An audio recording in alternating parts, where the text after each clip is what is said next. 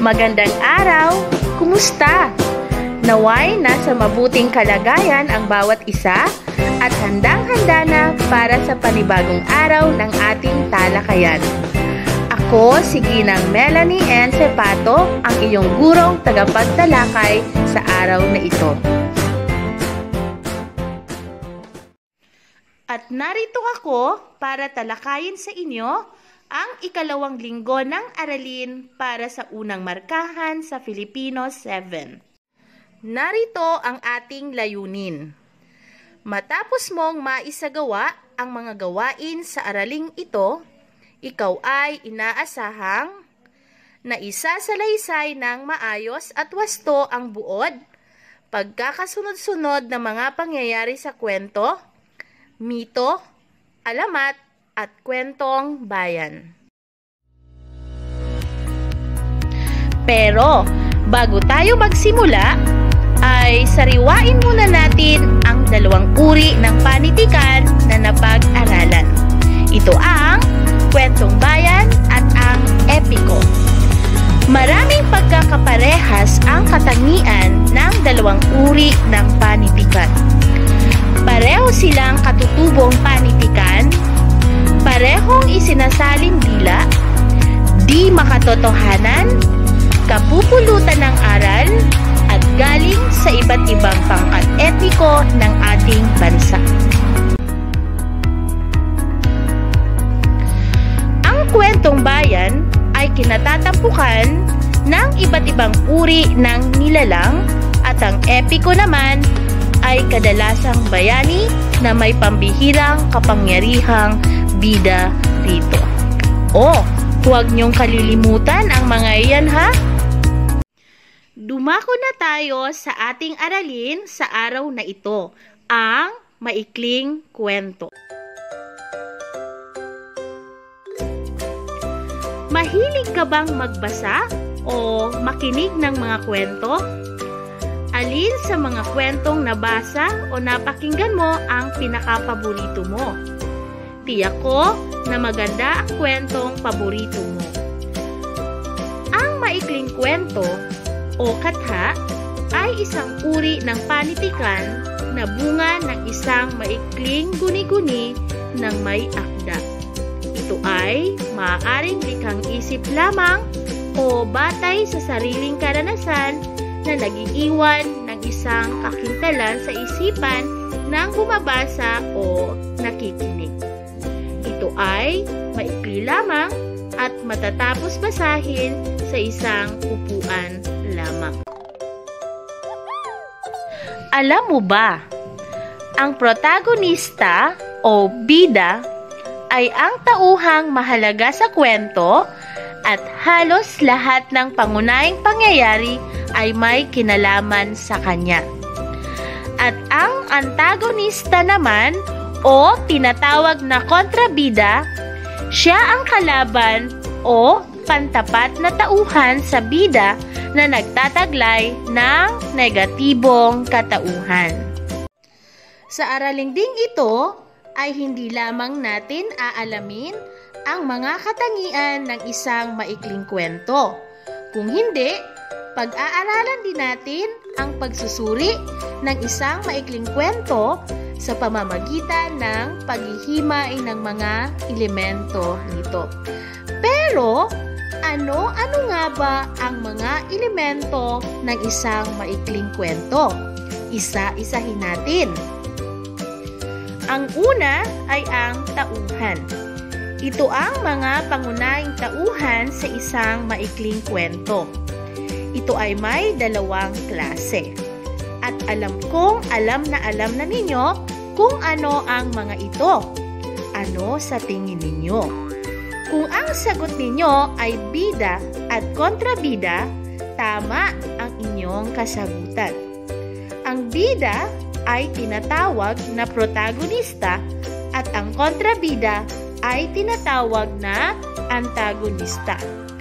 Bukod sa mga pangunahing tauhan, ay meron pang ibang karakter na sumusuporta sa mga ito. Ang ikalawa naman ay ang tagpuan.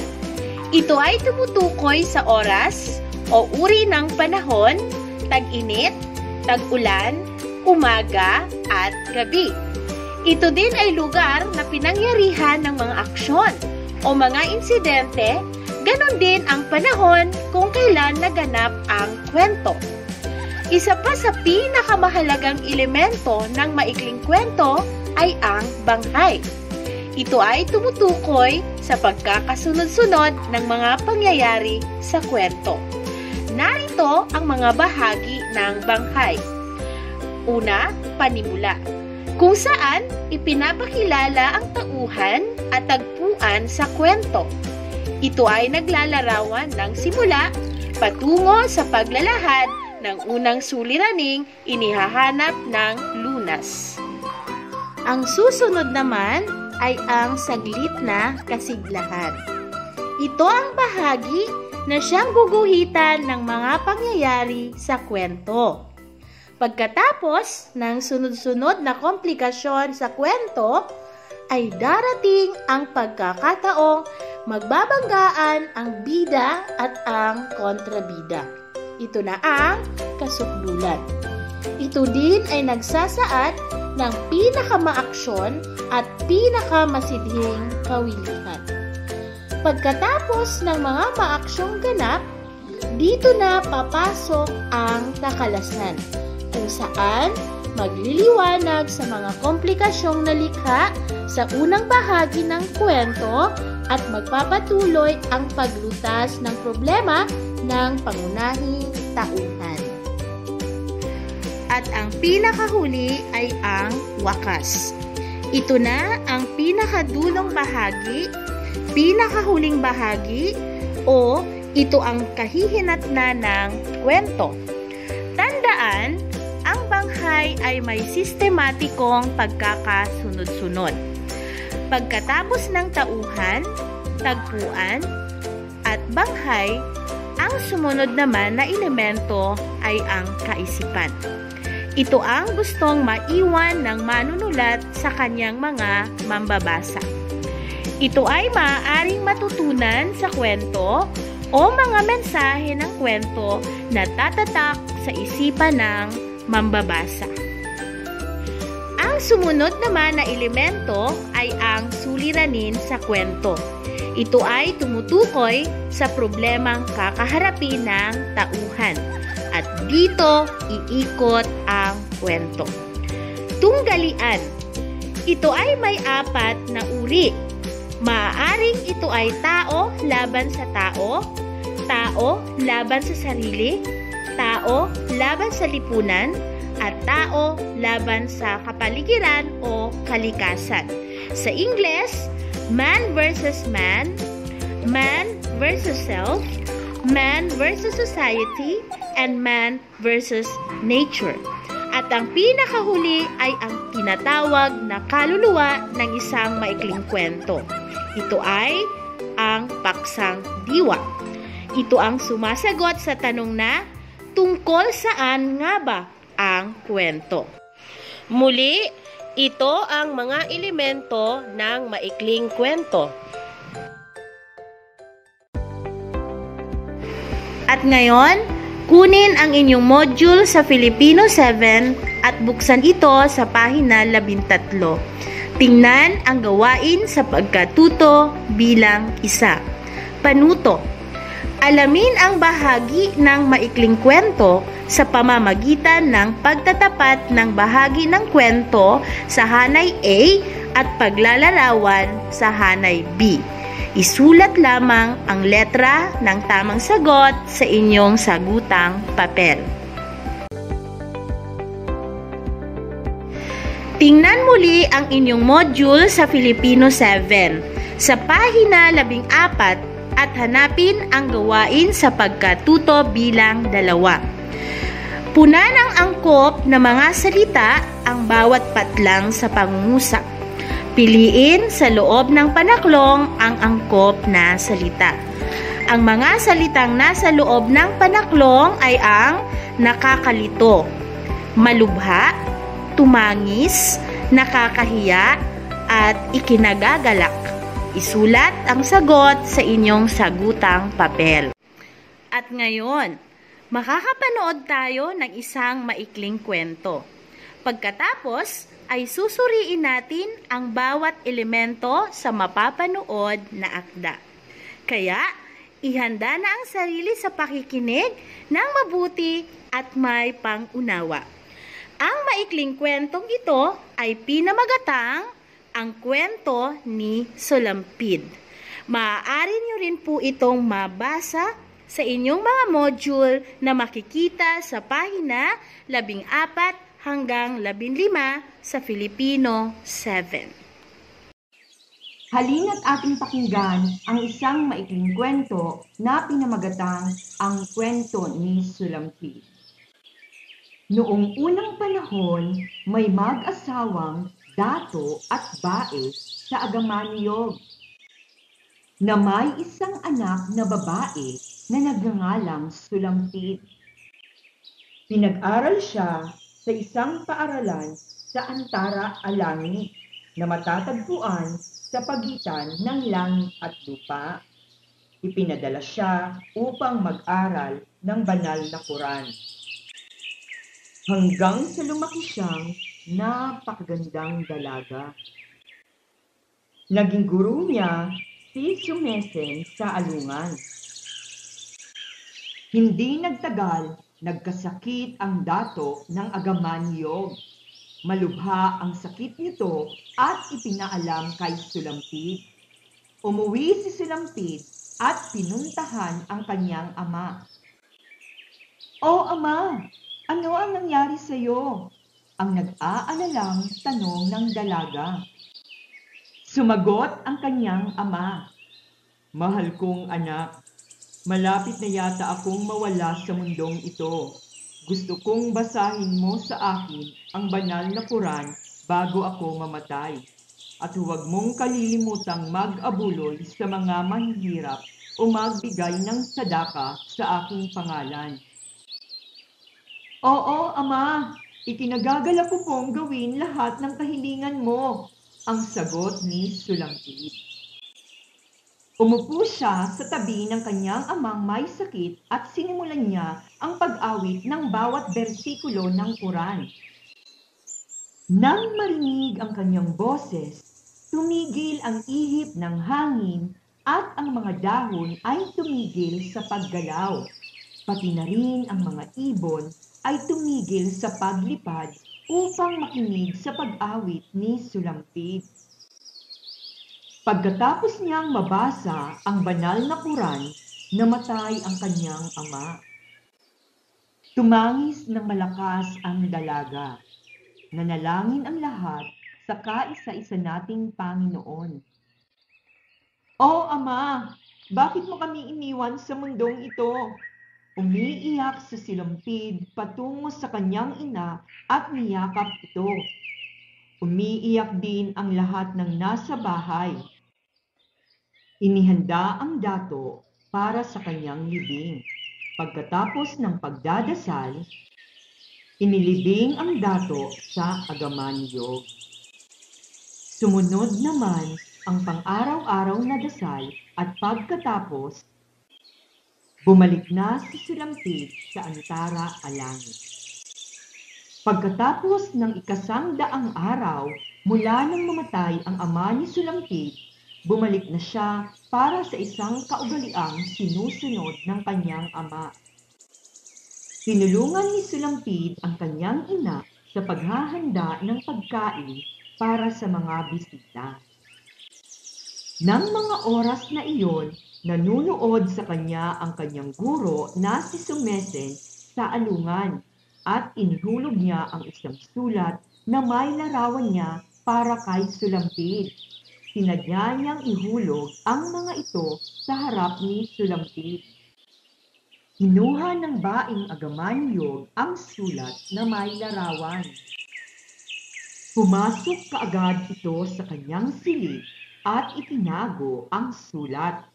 Bago niya itinago, tinignan muna niya ang larawan ni Sumesen sa alungan at humanga siya sa kagandahang lalaking ito. Abala naman si Sulampid sa paghahanda ng pagkain para sa mga bisita at pagkatapos ay pinakain niya ang lahat ng mga naroroon para sa alaala ng kanyang ama ang paghahandang ito. Pagkatapos ng lahat, pumunta na si Sulampid sa langit, ang tore ng prinsesa upang matulog. Nanaginip siya na may isang matandang lalaki na pumunta sa kanya at nagsabi, "Sulampid, hindi mo ba alam na si Sumese ay naghulog ng sulat at larawan para sa iyo? Ngunit kinuha ng iyong ina at doon itinago sa kanyang kahon. Gumising ka at buksan mo ang kahon at kunin mo ang sulat." Gumising si Sulampid at sinunod ang sinabi ng matanda at natagpuan niya roon ang sulat at larawan. Binasa niya ang sulat. Para sa ina ni Sulampid ang sulat at nagsasabing umiibig si Sumesen sa alungan kay Sulampid at gusto rin niyang pakasalan ito. Sinunog ni Sulampid ang sulat. Kinuha niya ang larawan at dali-dali siyang umalis ng bahay. Nang dumating ang kanyang ina, kaagad na malayan niyang bukas ang kanyang kahon. Nalaman niyang wala na ang larawan at sulat. Alam din niya na walang ibang magbubukas ng kahon maliban sa kanyang anak. Pumunta siya sa langit, ngunit wala na si Sulampid. Bumaba siya at nakita niya itong papalayo na sa turugan. Galit na galit ang ina ni Sulampid. Kumuha ito ng kutsilyo at nagbalak na patayin si Sulampid. Muntik na niyang maabutan ito, ngunit tumalon ito sa ilog. Lumangoy siya hanggang sa makarating sa kabilang dako ng ilog.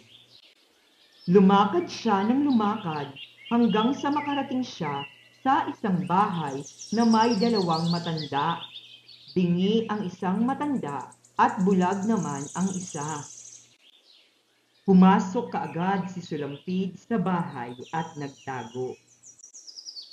Dali-dali niyang isinara ang pinto. Maya-maya, dumating ang kanyang ina. Hinahanap si Sulampid doon, ngunit nabigo siya. Hindi niya nakita si Sulampid, kaya bumalik siya sa kanilang bahay. Pagkaraan ng ilang araw, may 3 magkakapatid na binatang dumating sa bahay na pinagtataguan ni Sulampid. Nagtago si Sulampid sa silid, ngunit nakita rin siya.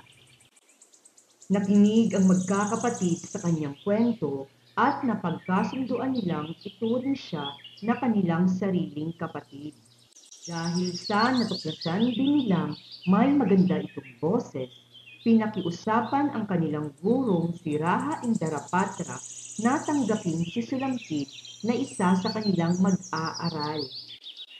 Hindi nagtagal, umibig si Raha Indarapatra kay Sulampid at pinakasalan ito. Dito nagtatapos ang kwento ni Sulampid. Hanggang sa muli, maraming salamat. Naintindihan niyo ba ang kwento? Kagaya ng sabi ko kanina, susuriin natin ang napakinggan sa pamamagitan ng paghihimay-himay ng elemento nito. Handa na ba kayo? Unang tanong. Sino-sino ang mga tauhan sa kwento? Ang mga tauhan sa kwento ay sina Datu, Bai, Sulampid, Sumesen, guro ni Sulampid, at sinundan ng mga karakter ng matanda sa panaginip, Pipi at Bulag, at si Raha Indarapatra. Ikalawang tanong. Saan naganap ang pangyayari sa kwento? Ito ay naganap sa Agamaniyog. Ikatlong tanong. Ibigay ang panimula saglit na kasiglahan, kasukdulan, at wakas ng kwento.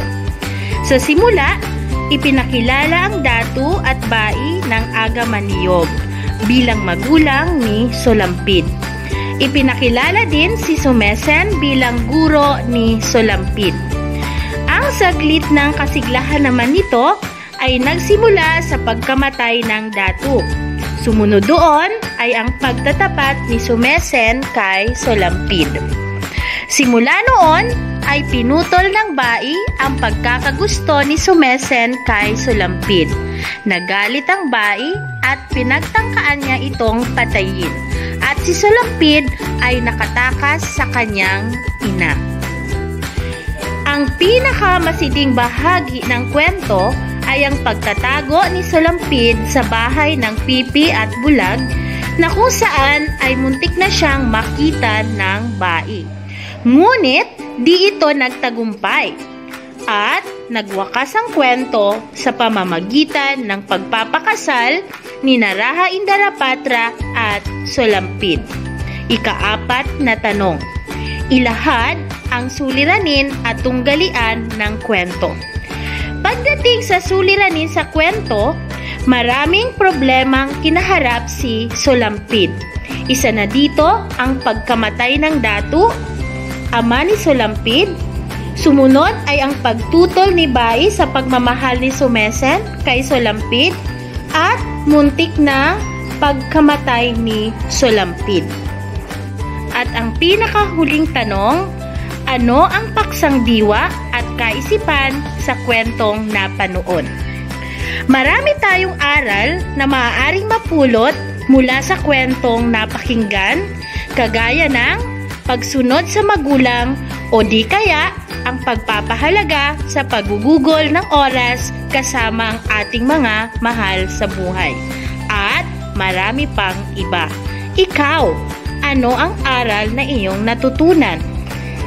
At ang pinakahuli ay ang paksang diwa. Tungkol saan ang kwento? Ang kwento ay tungkol sa buhay at mga problemang kinaharap ni Solampid. Ngayon, ihanda na po ang ating sarili sa pagsasagot ng inyong module na makikita sa pahina 17, gawain sa pagkatuto bilang 5. Panuto, isulat sa sagutang papel ang titik S kung ang may salungguhit ay tumutukoy sa sanhi at isulat naman ang titik B kung ito ay tumutukoy ng bunga. Ang sanhi at bunga ay natalakay na sa inyo noong nakaraang isang linggo. Tandaan, ang sanhi ay nagpapahayag ng dahilan ng isang pangyayari. Nagsasabi naman ng bunga ng kinalabasan at resulta ng isang pangyayari o pagpapasya. Ginagamit ang mga causative na pang-ugnay na sapagkat, pagkat, dahil, dahil sa, at kasi sa pagsasabi ng sanhi o dahilan. Samantalang naguhudyat ng bunga o resulta ang mga pang-ugnay na kaya, kaya naman, bunga, kaya at tuloy, upang, para, dulot. Tandaan na hindi lahat ng pagkakataoy na uuna ang sanhi sa bunga. Isipin lagi ang ganito.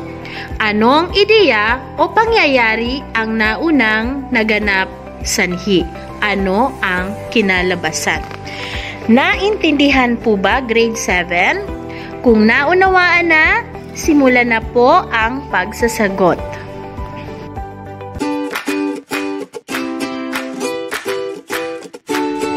Inaasahan ko na ang inyong mga kasagutan ay maisusulat sa inyong mga sagutang papel.